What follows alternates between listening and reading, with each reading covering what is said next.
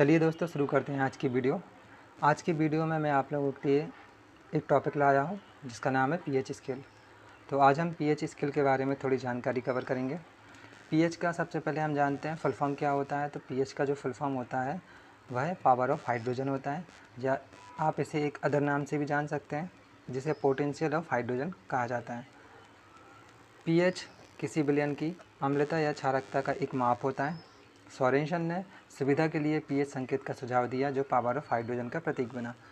अगर हम बात करते हैं वैज्ञानिक सोरेनसन की, जो कि डेनमार्क के रहने वाले थे, उनके अनुसार पीएच स्केल एक तरह का वैश्विक मात्रक होता है जिससे किसी पदार्थ की अम्लता व क्षारीयता का मापन किया जाता है।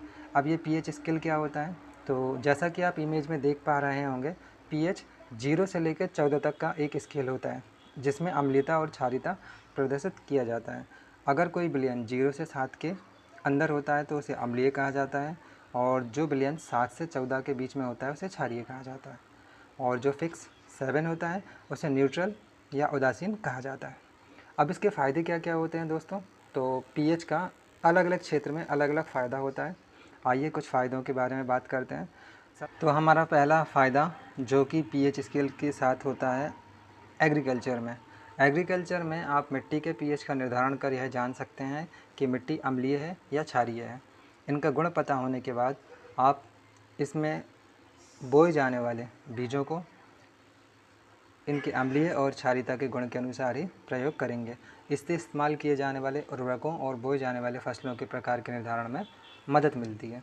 अगला जो हमारा फ़ायदा होता है वो जैविक प्रक्रिया में पीएच का पता लगाकर हम फर्मेंटेशन, एंजाइम, हाइड्रोलिसिस, कीटाणुनाशक आदि जैसी जैविक प्रक्रियाओं के माध्यम को समायोजित कर सकते हैं।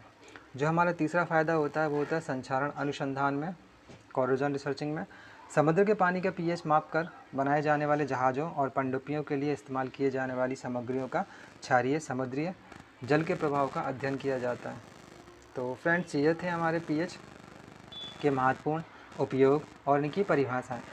अब हम बात करते हैं value of some important solution, कुछ ऐसे वैल्यू जो कि पेपर में पूछे जाते हैं पीएच वैल्यू से जुड़े हुए। तो आइए देखते हैं pH value of some important solution. पहला हमारा दिया हुआ है ब्लड का पीएच मान होता है 7.3 से 7.5, मतलब ब्लड जो होता है वो बेस होता है, मीन्स क्षारीय होता है। अगला टीयर्स, आंसू का पीएच वैल्यू होता है 7.4, सलाइवा लार का 6.5 से 7.5, यूरिन का 5.5 से 7.5, कॉफ़ी का 4.5 से 5.5, बियर का 4.0 से 5.0, वाइन का 2.8 से 3.8, विनेगर का 2.4 से 3.4।